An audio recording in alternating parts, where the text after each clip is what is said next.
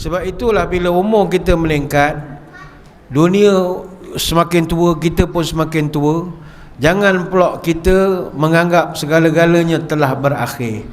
Adakah bila kita dah berumur kita tak boleh menyumbang? Tidak. Nabi SAW mulai usia baginda 53 tahun, semakin aktif baginda membangunkan masyarakat madani ataupun civil society di Madinah. Nabi itu bukanlah orang muda pun, dia mula terima watikah kenabiannya umur 40. Dan dia 13 tahun di Mekah. Di Madinah yang dibentuk civil society itu, dia dah 5 series dah. Tapi ialah tidak menjadi satu penyebab umur dah meningkat untuk dia tidak membangunkan masyarakat. Sebab seorang Islam, dia tak ada istilah pencen. Pencen kita adalah kematian je. Sebab itu Nabi tak ada pencen. Sama juga para sahabat, mereka hanya pencen selepas mengembuskan nafas terakhir. Abu Bakar As-Siddiq radhiyallahu anhu, Umar Al-Khattab, Uthman bin Affan, Ali bin Abi Talib, tak ada pencen. Bahkan ada seorang sahabat nama Abu Ayyub Al-Ansari, dia berangkat pergi berperang berdepan tentera Byzantium Rom, usianya 93 tahun dan dia meninggal terkorban. Sebab itu usia kita ini bukan jadi tanda penghujung kehidupan. Tak ada. Kita kan Nabi pesan hari nak kiamat pun, kalau di tangan kau ada benih, tanam dulu. Bukan semain duha lah, semain tobat. Tak, selesaikan kerja kau dulu. Yang sepatut dibuat perlu dibuat.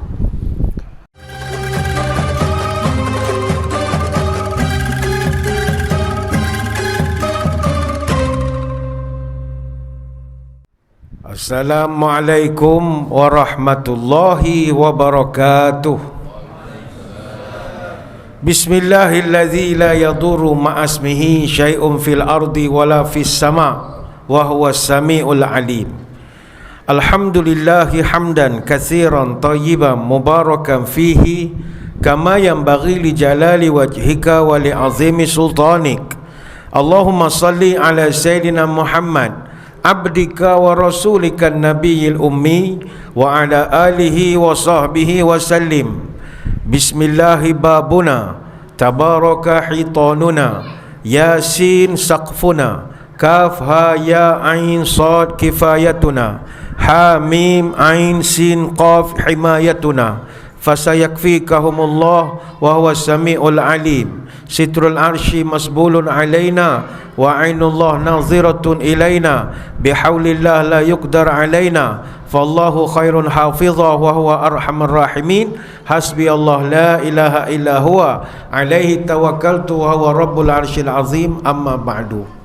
Makasih yang berusaha Tuan Pengacara Majlis, yang dihormati Commissioner of Police Datuk Seri Yahya bin Osman, Pahang Police Chief, yang bahagia Datin Seri Hajah Sumarni binti Haris, Pengurusi Persatuan Keluarga Polis Kontijen Pahang, yang dihormati Deputy Commissioner of Police Datuk Azhar Akmar bin Datuk Haji Ayub, Timbalan Ketua Polis Pahang, Senior Assistant Commissioner Police Datuk Muhammad Noor bin Yusuf Ali, Ketua Jabatan Pencegahan Jenayah dan Keselamatan Komuniti Pahang, dan yang bahagia Datin, yang diraikan Ketua-Ketua Jabatan IBK Pahang, para pegawai ahli jawatan kuasa Surau Saidina Omar Al-Khattab, Kompleks Perumahan Logistik PDRM Kuantan, seluruh warga Sangsaka Biru, Pahang Contingent Police Headquarters dari pelbagai pangkat dan peringkat, tak dilupakan warga Perkep, tuan-tuan guru, para alim ulama, para habaib, muslimin muslimat, hadratul mukarramin. Maaf kalau tak disebut nama kesemuanya. Mana yang besar yang tak diimbau gelar, yang patut tak dipatutkan, yang tua tak dituakan, yang beradat tak diadatkan, yang dahulu kot saya kemudiankan.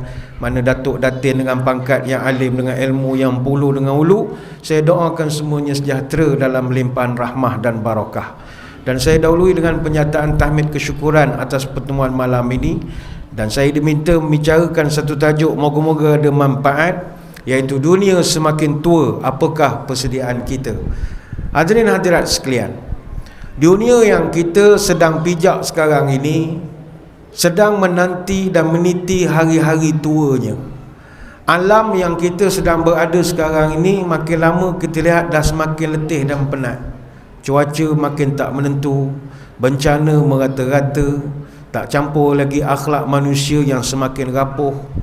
Tapi di sebalik semua itu, Allah Ta'ala tidaklah melakukan perkara-perkara itu untuk menakutkan kita, tapi Allah Ta'ala nak mengajar supaya kita perlu buat persediaan.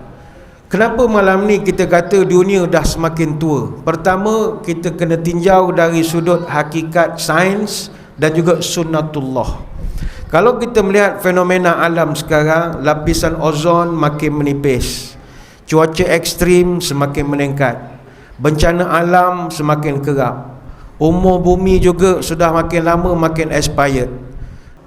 Sebab itulah pakar-pakar mengatakan bahawa 2026 kita akan menghadapi banyak ujian berat, crisis on a global scale in 2026. Extreme weather, AI generated misinformation and disinformation, societal and political polarization, cost of living crisis, dan yang kelima, cyber attacks. 5 ni kita akan hadapi. Extreme weather, memang kita pun sedang menghadapi kesan daripada climate change sekarang ini. Bencana alam, banjir, ini yang orang tua-tua sebut apa tanda burung perpat dalam semak kaki tersula, apa tanda kiamat dekat, bumi bergolak mengirim bencana. Cuaca kita makin lama makin panas. Semenanjung Malaysia akan alami kenaikan suhu antara 0.6 darjah Celsius sampai 0.9 darjah Celsius bermula tahun 2030. Dan kita akan naik lagi suhu 1.2 darjah sampai 1.6 darjah pada tahun 2050. Mana aircon 16 dah tak sejuk lagi lah. Tahun 2030 bawa ke 2050. Itu krisis on a global scale. Yang kedua, AI generated misinformation and disinformation. Maknanya kita menghadapi masalah artificial intelligence versus actual intelligence. Kita dah tak tahu mana yang artificial, mana yang actual. Tuan-tuan teka pengurusi majlis tadi, nota dia AI ChatGPT ke real? Kita pun tak tahu tak? Kita pun tak tahu. Era ChatGPT tu ada, tapi kita tak pasti. Tidak ada kepastian. Sebab itu para penyelidik percaya bahawa ChatGPT akan menjadi penjajah terbaru kita. Dan ChatGPT ni bukan 100% betul. Dia banyak berhalusinasi dan confidently incorrect information. Dia bagi maklumat confidently incorrect. Dengan penuh confidentnya dia bagi maklumat. Tuan-tuan salah percaya sangat ke mat chat tu, ChatGPT. Kajilah balik. Yang research buat research elok-elok. Jangan percaya ke ChatGPT. Dia buat pantun pun tak betul, pembayang tak betul, semua tak betul. Yang betul-betul banyak yang tak betul. Isu ketiga, societal and political polarization. Kita hadapi perpecahan dalam masyarakat. Penyebab utama adalah politik lah. Pro kerajaan, pro pembangkang. Netizen buat mahkamah sendiri, seorang itu dihakimi sebelum dihukumi, macam-macam. Kemudian cost of living crisis, cyber attacks. Ini yang pertama. Dunia memang semakin menua dari segi hakikat sains dan sunnatullahnya. Dia akan menghudum dan expired. Yang kedua, kita melihat dunia ini semakin tua daripada sudut hakikat rohani dan juga petunjuk daripada hadis Nabi SAW. Ada seorang ulama besar nama Dr. Yusuf Abdullah bin Yusuf Al-Wabil. Dia buat satu tesis masa peringkat masters. Dia buat kajian Asyratus Sa'ah. Apakah tanda-tanda kiamat? Dia berjaya kumpul 57 hadis berkaitan tanda-tanda kecil kiamat. Ada 8 hadis tanda-tanda besar kiamat, dan ada 5 tanda terakhir sebelum berlaku kiamat. Jadi benda ni rupanya Nabi kita dah beri signal 1, 2, 3, 4, 5. Cuma orang tak perasan. Namanya Syekh Yusuf Abdullah bin Wabil ni, dia kumpulkan. Rupanya Nabi dah sebut. Banyaklah cerita-cerita tentang masa berjalan pantas. Itu tanda dunia nak kiamat.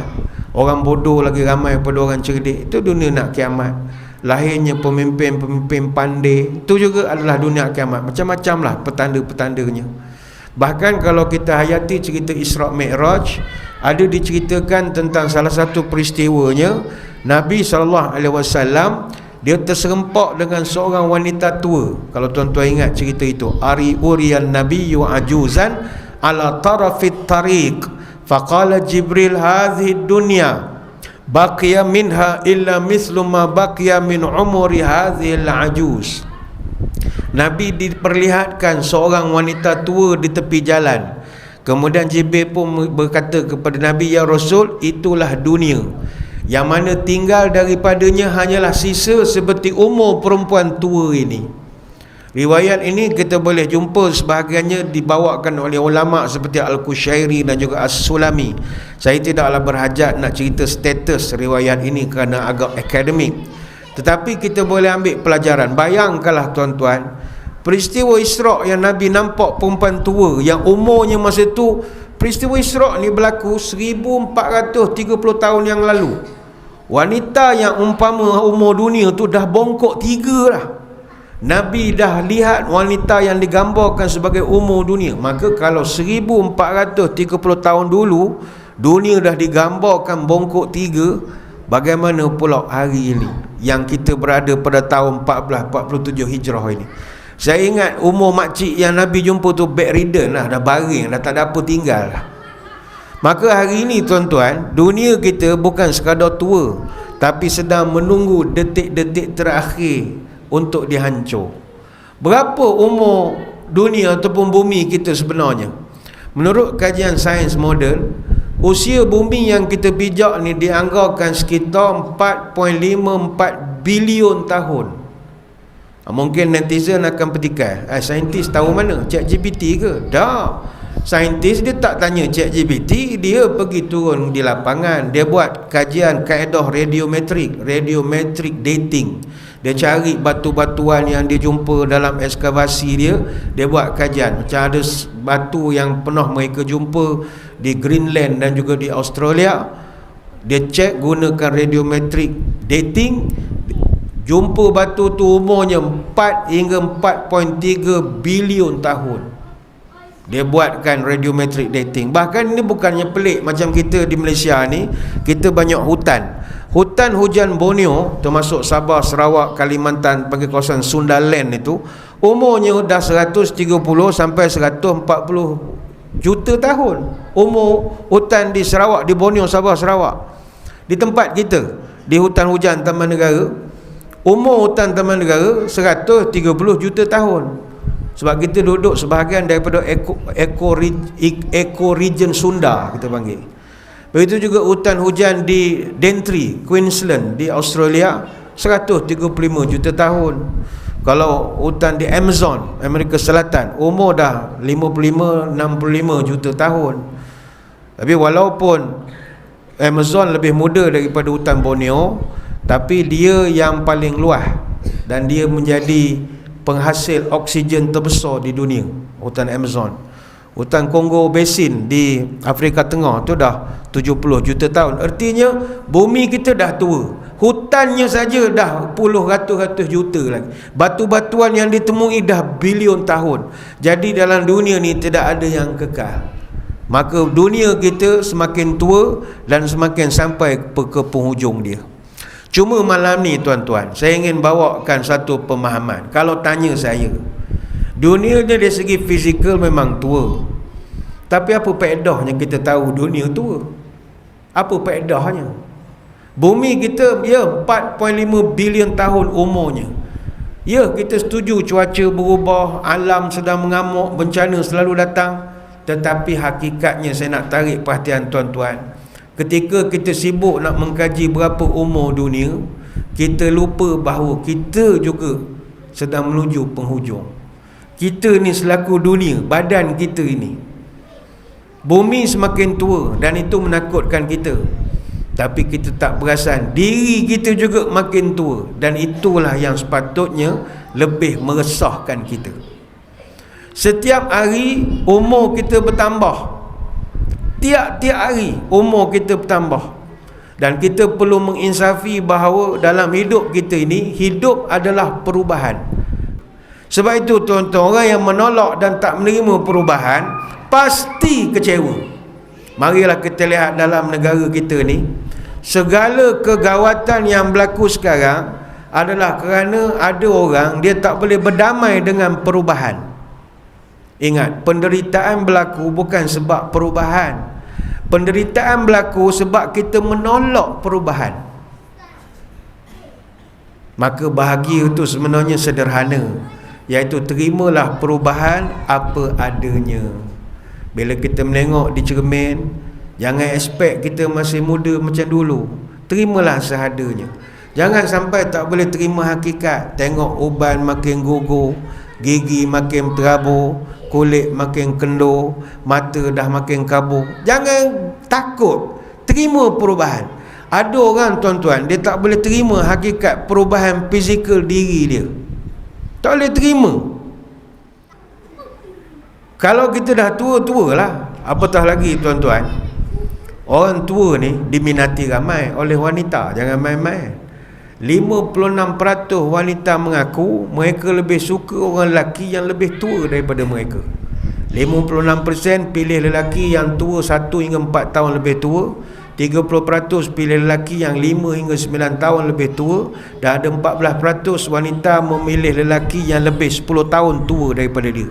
Sebab tu kajian mendapati secara purata, wanita umumnya lebih suka pasangan yang rata-rata 3.5 tahun lebih tua daripada diri dia. Don't play. Jadi kalau tua-tua je lah, apa masalah engkau sebenarnya. Tapi untuk tuan-tuan yang pasukan beruniform, pasukan keselamatan, ni kena ambil perhatian. Ada orang kata rambut tak boleh kiwi hitam. Mana kalau uban tu biar. Itu kita tak nafikan. Uban ni la tantifu syaiba ma min muslim yasibu syaibatan fi Islam ila kana lau nurul yaumil qiyamah. Hadis Abu Daud. Jangan cabut uban, kerana uban ni dia akan jadi cahaya pada hari kiamat. Sebab itu ulama Malikiyah, Syafi'iyah, Hanabilah cabut uban ni makruh hukumnya. Tak kiralah uban itu sama ada di kepala, di janggut, di kening ataupun di misai. Tetapi untuk seorang yang bertugas sebagai pasukan keselamatan, dia tak boleh terlalu putih rambutnya. Dia kena juga warnakan. Warna apa? Terpulang. Jangan jalur gemilang dah lah, belang-belang pening orang menengok je. Warna yang menakutkan. Kalau orang Arab, warna yang menakutkan inai lah. Lepas tu orang kalau rambut janggut ada inai, orang seram tuan-tuan. Tengok Pakistan jual kapek tu kan, janggut orang pakai celok. Kenapa dia kena buat begitu? Kalau tak orang tak bayar hutang, orang payah nak bayar hutang. Bila dia datang dengan janggut, dengan ada ubat, mana bila mau bayar, orang tu bayar. Dia menggerunkan. Kalau dia putih macam orang tua, baik tu bayangkanlah kalau trafik, rambut putih semua, dia buat rock block, mak rempit, ketawa. Allah tuanya boleh. Tak boleh, biar nampak garang-garang sikit. Jadi tuan-tuan yang pasukan keselamatan, warna-warnakan sikit, jangan putih sangat.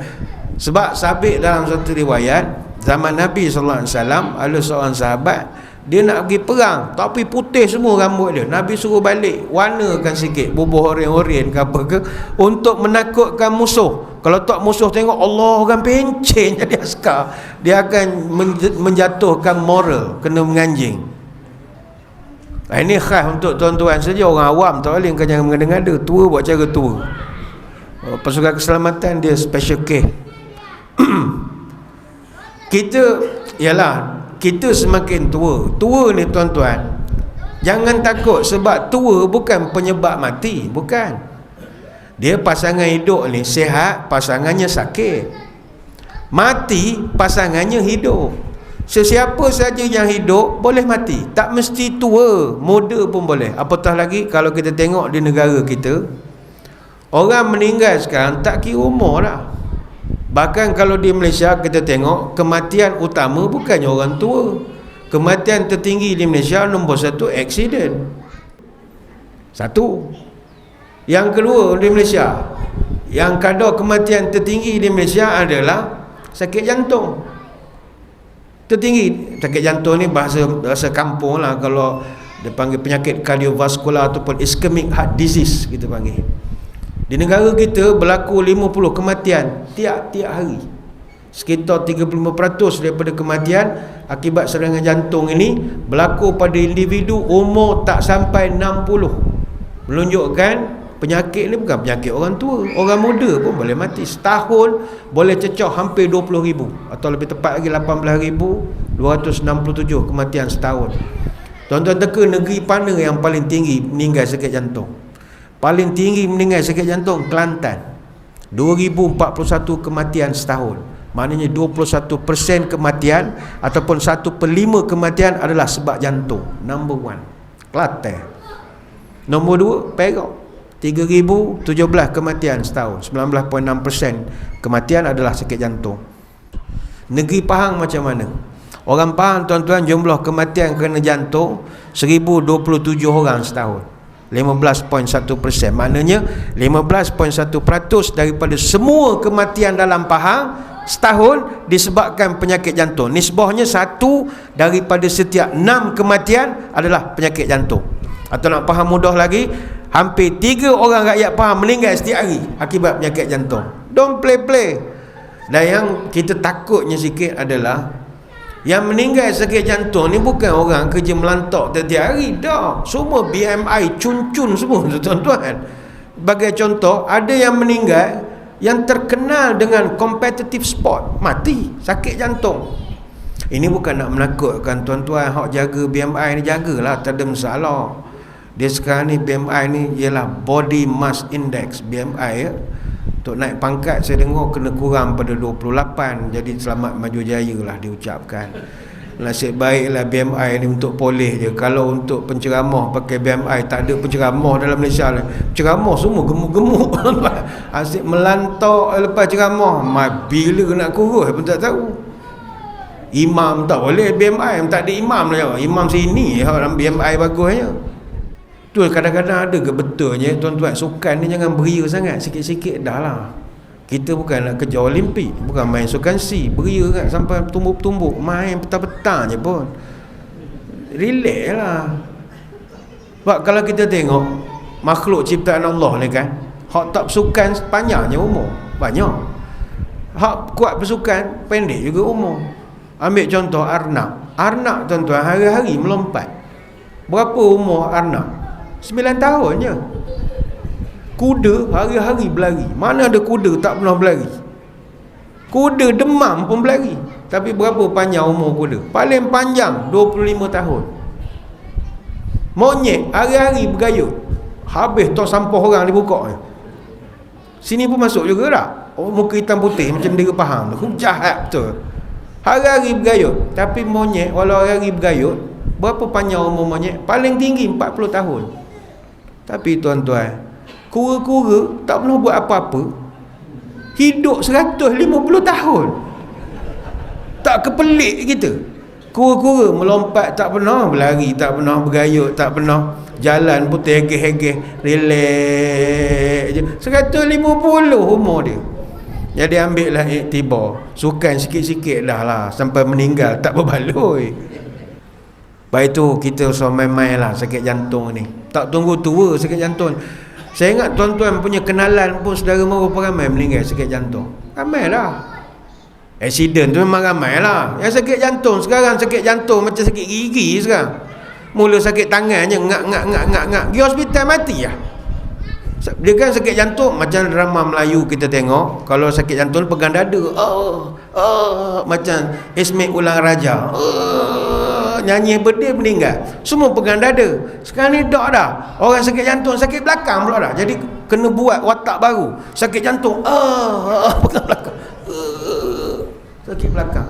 Atau sakit lengan, meninggal. Oh, mana sakit tangan, susah hati dah sekarang. Sudah sakit tangan pula. Dulu sakit dada baru susah hati. Sekarang sakit tangan pun takut lah. Sakit belakang pun takut. Meninggal dah aku malam ni, meninggal. Tak apa, malam ni malam Jumaat tuan-tuan. Sian. Maka kalau tanya kepada saya, tak ada masalah nak hidup 30 tahun ke 40 tahun, tak ada masalah. Tapi apa persediaan kita?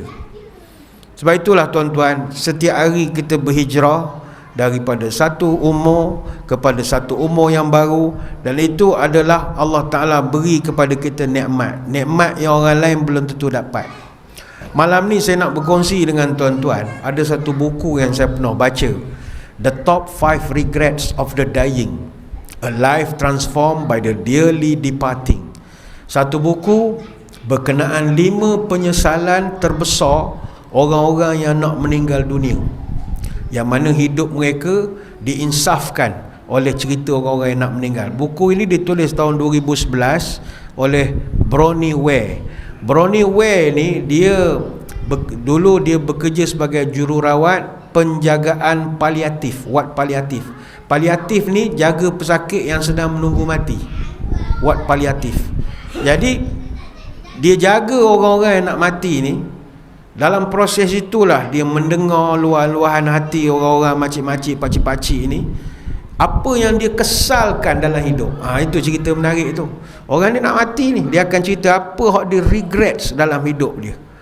Dia kumpulkan beberapa perkara yang boleh kita ambil pelajaran lah. Dan buku ni diterjemahkan lebih 32 bahasa. Banyak. Buku ni begitu bagus sekali. Apakah antara penyesalan terbesar seorang yang nak mati di hujung hayatnya? Nombor satu sekali yang disebut, I wish I had the courage to live a life true to myself, not the life others expected of me. Aku benar-benar berharap aku berani hidup sesuai dengan diri dan nilai aku, bukan hidup mengikut kehendak orang lain. Dan ini penyesalan yang paling ramai sekali dia jumpa, orang-orang yang nak mati. Ramai yang mati tanpa sempat mencapai impian sebenar dalam hidup dia, kerana sepanjang hidup dia, dia nak memuaskan orang lain, hati orang lain. Itu dia menyesal.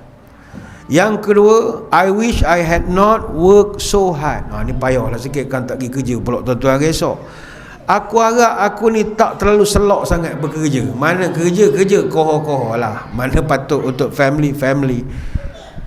Dia ramai orang yang dicerita dalam buku tu, dia menyesal sebab yang paling dia sesal sekali kerana dia hilang waktu dengan keluarga, dengan family. Dia tak sempat menyaksikan anak-anak membesar.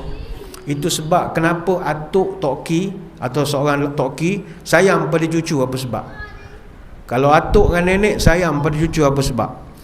Kebanyakannya yang kita tanya, mereka sayang pada cucu kerana nak tebus balik mereka hilang momen dengan anak sendiri.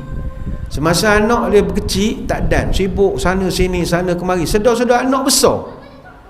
Jadi bila dia dah tak bekerja, dia menengok cucu tu jelmaan anak dia. Jadi dia nak pay back time, dia nak bayar balik kesibukan dia dulu. Itu yang banyak berlaku.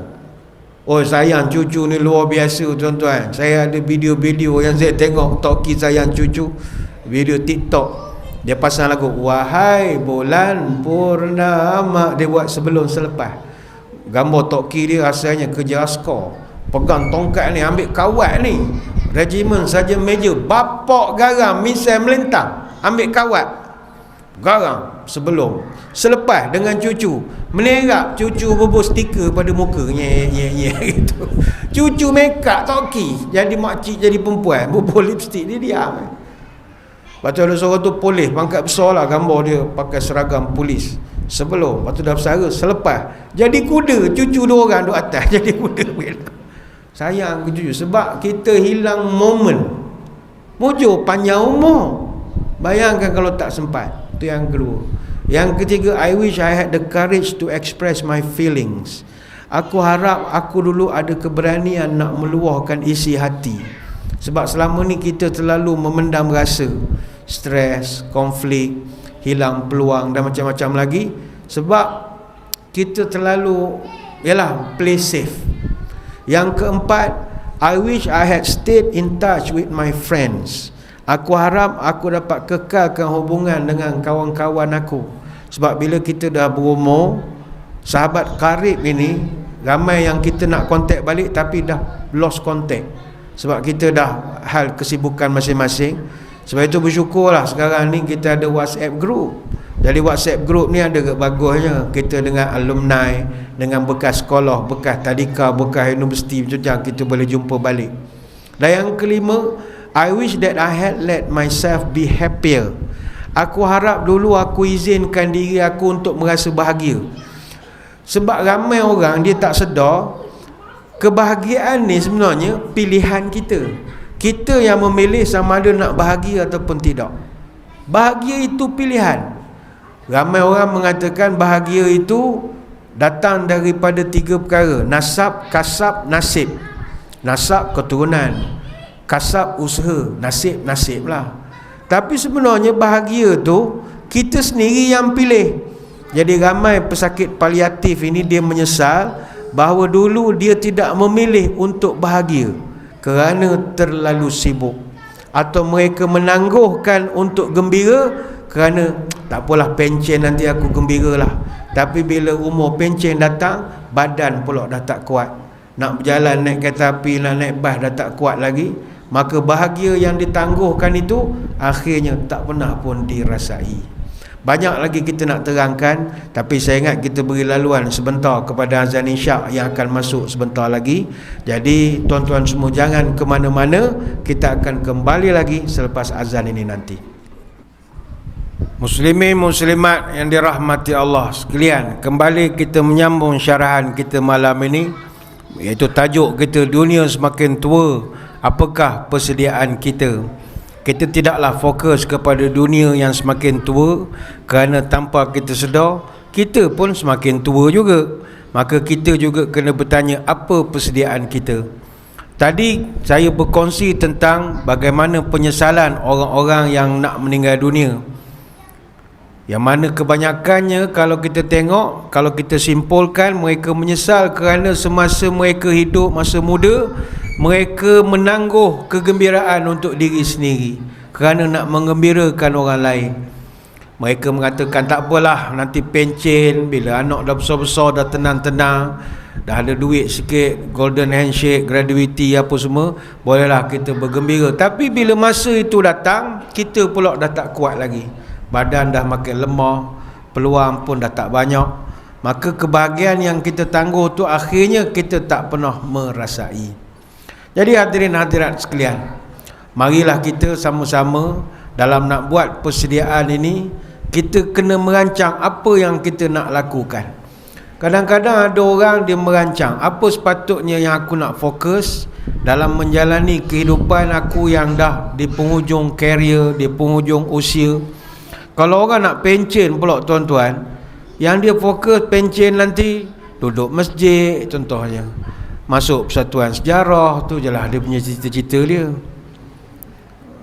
Tanding pilihan raya, kok menang kan, mana tahu jadi ahli parlimen. Dia itu je lah, dia tak ada matlamat sebab dia tak buat preparation yang beria. Walhal kita ni yang dah berumur ni, kita kaya dengan pengalaman, kita kaya dengan petua kemahiran buah fikiran. Kata orang tua-tua, lebih dulu makan garam. Bukan gua sebarang gua, gua penuh pusaka bonda. Bukan tua sebarang tua, tua penuh ilmu di dada. Sebab itulah bila umur kita meningkat, dunia semakin tua, kita pun semakin tua. Jangan pula kita menganggap segala-galanya telah berakhir. Adakah bila kita dah berumur kita tak boleh menyumbang? Tidak. Nabi SAW mulai usia baginda 53 tahun, semakin aktif baginda membangunkan masyarakat Madani ataupun civil society di Madinah. Nabi itu bukanlah orang muda pun, dia mula terima watikah kenabiannya umur 40, dan dia 13 tahun di Mekah. Di Madinah yang dibentuk civil society itu, dia dah 5 series dah. Tapi ialah tidak menjadi satu penyebab umur dah meningkat untuk dia tidak membangunkan masyarakat. Sebab seorang Islam, dia tak ada istilah pencen. Pencen kita adalah kematian je. Sebab itu Nabi tak ada pencen. Sama juga para sahabat, mereka hanya pencen selepas mengembuskan nafas terakhir. Abu Bakar As-Siddiq radhiyallahu anhu, Umar Al-Khattab, Uthman bin Affan, Ali bin Abi Talib, tak ada pencen. Bahkan ada seorang sahabat nama Abu Ayyub Al-Ansari, dia berangkat pergi berperang berdepan tentera Byzantium Rom, usianya 93 tahun dan dia meninggal terkorban. Sebab itu usia kita ini bukan jadi tanda penghujung kehidupan. Tak ada. Kita kan Nabi pesan hari nak kiamat pun, kalau di tangan kau ada benih, tanam dulu. Bukan semain duha lah, semain tobat. Tak, selesaikan kerja kau dulu. Yang sepatut dibuat perlu dibuat. Ada satu kisah inspirasi lah kepada kita bersama. Ada satu orang laki-laki nama Fauja Singh. Fauja Singh ini dia asal pada India, tapi dia dapat warga negara England. Apa kehebatan ataupun keistimewaan Fauja Singh ini? Dia ni tuan-tuan, dia memegang rekod maraton tertua di dunia. Bayangkan semasa dia umur 92 tahun, dia boleh berlari 42.2 km dalam usianya 92 tahun. Walaupun dia gagal jadi juara maraton, tapi dia berjaya catatkan masa luar biasa, 5 jam 40 minit. Masa umur dia 100 tahun, dia berjaya tamatkan Toronto Waterfront Marathon tahun 2011, jarak 42.19 km, lebih sedikit je daripada 8 jam. Dan dia dapat anugerah sebagai pelari maraton tertua di dunia. Timbul pertanyaan, adakah dia berlari sampai umur 100 tu kerana dia daripada muda, dia atlet? Jawapannya tidak. Fauja Singh, dia mula ceburi bidang larian ketika umurnya 81 tahun. Lambat sangat. Setiap hari dia hanya berlari perlahan-lahan 16 km saja. Ketika umurnya 89 tahun, barulah dia memberanikan diri untuk menyertai perlumbaan maraton. Jadi dengan sebab dia terlibat dalam acara-acara sukan maraton, hampir 10 maraton, full maraton yang dia masuk, bukan half marathon, full marathon. Rezekinya bertambah melimpah ruah. Dia dipilih sebagai bintang iklan oleh sebuah jenama terkenal, Adidas. Adidas ambil dia, gandingkan dengan David Beckham, gandingkan dengan peninju legenda masa tu masih hidup lagi, Muhammad Ali. Jadi Fauja Singh ni memberi satu inspirasi pada kita. Umur kita melingkat macam mana, perlu masih boleh berbakti. Masih boleh berbakti. Cuma Fauja Singh ni dia baru je meninggal. Dia meninggal 14 Julai tahun 2025, bulan 7 baru-baru ni. Dan umurnya 114 tahun. Dan keluarga dia galak, dia mati bukan mati sakit dak, mati aksiden. Dia meninggal aksiden hit and run. Kena langgar, orang yang langgar tu lari ke mana? Kata polis jumpa dah katanya. Dan dia langgar di India, mana sabarlah kena langgar ke India, kanan kiri, tak tahu mana lain, kita tak tahu. Dia memang dia ditakdirkan mati di tanah tempat dia lahirkan lah, meninggal di India. Tapi keluarga dia galak sebab dia ni tak ada sakit pun, 114 tahun tak ada sakit. Tapi nak hidup sampai umur berapa kan, sampai umur 600 tahun umur, cukup lah, mati lah. Dah tak ada WhatsApp group dia, tak ada left belakang dah, tak ada orang, dia mati je. Tak mati ni susah tuan-tuan. Bayangkan tak mati-mati tuan-tuan, tak boring ke tak mati? Kita memang suka tak mati, tapi nak buat benda. Mak tak ada, ayah tak ada, isteri dah lama meninggal, anak lama dah mati, kita dah tak ada orang kenal dah. Orang-orang sampai peringkat kita, ada satu dalam Netflix kan, cerita Old Guard. Kalau tuan-tuan tengok kan, Old Guard dia dah ada 2 siri dah, Old Guard pertama, Old Guard kedua. Old Guard ni cerita orang tak mati-mati, tikam, mati sekejap, hidup balik. Dia dah fed up dah hidup macam tu, sampai dia berdoa, bila lah aku nak mati. Dia tak boleh mati. Jadi elok kan mati, tak payah kalau nak hidup lama sangat. Cuma kita bercerita tentang persediaan kita. Kalau tanya kepada saya lah, persediaan yang boleh kita buat dalam umur ni melengkat, teruskan menuntut ilmu. Itu yang paling bagus. Belajar, mengisi masa dengan belajar banyak-banyak. Lepas tu kalau kita tengok para sahabat-sahabat Nabi dulu, mereka ni semua belajar umur dah tua dah. Belajar umur dah 40 ke atas, 50 ke atas. Ada satu kitab yang disusun oleh seorang ulama, kitab nama Nizamul Hukumah Islamiyah Al-Musamma Tartibul Adariyah. Dia ada satu bab, Hirsus Sahabah ala Ta'allum wahum Kibarun. Bab dia cerita tentang sahabat-sahabat dulu belajar semua umur dah tua. Waqad ta'allama ashabu Rasulillah fi kibari sinnihim. Sahabat-sahabat dulu semua belajar umur tua. Semua belajar umur tua, tak ada yang umur muda. Abu Bakar, Umar, Osman, Khalid Al-Walid, Hamzah Abdul Muttalib, you name it, semuanya belajar di usia-usia hampir mencecah warga emas pun ada. Bahkan tuan-tuan ni nak bagi semangat ya, ada di kalangan ulama-ulama hebat pun umur dah meningkat baru belajar, tapi akhirnya jadi ulama juga. Ibn Hazm misalnya, dia hanya kenal agama atau belajar ilmu umur 26 tahun. Lambatlah.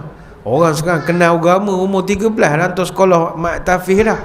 Dia umur 26 baru nak kenal agama, tapi jadi ulama besar. Zakaria Al-Ansari umur 26 juga baru belajar agama. Akhirnya dia menjadi Syekhul Islam. Begitu je Izzuddin Abdul Salam, dikenal sebagai Sultanul Ulama. Umur kat 40 baru belajar agama. Dan ada ulama umur 50 baru belajar agama, ada. Imam Al-Kisai misalnya, ni ulama besar dalam bidang Quran. Dia lebih 40 lebih baru start belajar ilmu agama, akhirnya jadi ulama besar. Imam Hasan bin Ziyad misalnya, kalau dalam mazhab Syafi'i ada Imam Nawawi, kalau dalam mazhab Hanbali ada Imam Hasan bin Ziyad Al-Lu'lu'i. Dia juga agak lewat belajar. Ketika itu dia hanya belajar, umurnya dah cecah 40 tahun. Begitu juga Imam Saleh bin Kaisan Al-Yamani, guru kepada Umar bin Abdul Aziz, mula belajar umur 70 tahun.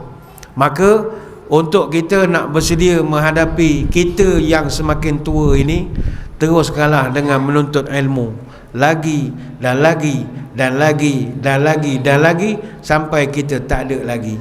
Cuma hak molek tuan-tuan, janganlah tunggu tua esok baru nak belajar. Kalau boleh biarlah belajar di usia muda. Dia usia muda ni hati terang, masa pun masih lapang. At-ta'allum fis saghir kanakshil 'alal hajar wa ta'allum fil kabri kanakshi 'alal mal. Belajar masa kecil, masa muda macam mengukir atas batu, tapi belajar umur dah tua macam mengukir di atas air, cepat hilang. Jadi kalau sekarang masih muda, teruskan belajar. Nanti dah meningkat umur, belajarlah lagi. Yalah, kadang-kadang kita nak belajar sekarang tapi ada kekangan, umur-umur 50 ke atas baru sempat, tak apalah. Teruskan belajar, insya-Allah Allah akan bantu kita. Maka inilah hadirin hadirat sekalian, dunia semakin tua, apa persediaan kita? Sediakanlah diri kita dengan menuntut ilmu. Jangan hanya duduk-duduk termenung saja, membuang masa, kerana masa tidak pernah menunggu kita. Saya mengucapkan ribuan terima kasih di atas undangan. Mohon maaf sebarang kekurangan. Moga-moga bertemu pada lain-lain kesempatan. Walaupun niat nak ceramah lebih tok sampai 9.30, tapi saya ingat tak munasabah, sebab kita malam ni malam Jumaat. Sunat tidur awal di malam Jumaat, kerana pagi esok nak baca surah Sejadah. Imam dia nak mengulang ayat malam ni, tuan-tuan, dia jadi makmum mudah. Imam dia nak kena ulang ayat, nak bentang Sejadah lagi hari esok. Jadi kita awal lah tidur pada malam ini. Saya ucap ribuan terima kasih khususnya kepada Datuk KP dan Datuk Timbalan yang sudi melapangkan masa, walaupun dipanggil Datuk Timbalan pun nak ke Pulau Pinang dan sebagainya. Terima kasihlah dapat bersama dengan tuan-tuan sekalian. Rasa seronok lah bos-bos kita ada ni. Dan terima kasih juga kepada tuan-tuan yang sudi meluangkan masa bersama kita bergabung dalam ceramah pada malam ini. Kita tutup pertemuan kita dengan sedikit doa. Moga majlis kita diberkati ilahi hendaknya. A'udzubillahi minasyaitonirrajim. Bismillahirrahmanirrahim. Allahumma salli wa sallim ala Sayyidina Muhammad salatan tukhrijuna biha min zulumatil wahmi. Allahumma tawil umurana wa sahih ajsadana wa nawwir qulubana wa thabit imanana wa ahsin a'malana wa wasi' arzaqana wa ilal khairi qarribna wa 'anil syarri ab'idna wa qdi hawaijana fid dini wad dunya wal akhirah innaka ala kulli syai'in qadir.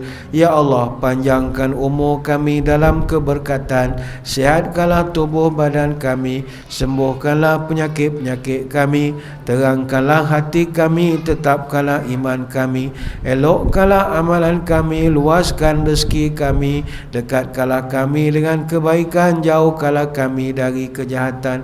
Kabulkanlah segala doa kami, sama ada dalam urusan agama, dunia ataupun akhirat. Subhanakallahumma wa bihamdika nashhadu an la ilaha illa anta nastaghfiruka wa natubu ilaik. Wa sallallahu ala sayyidina Muhammadin wa ala alihi wa sahbihi wa baraka wa sallam. Walhamdulillahi rabbil alamin. Sekadar itu, wabillahi taufiq wa hidayah. Assalamualaikum warahmatullahi wabarakatuh. Wallahu a'lam.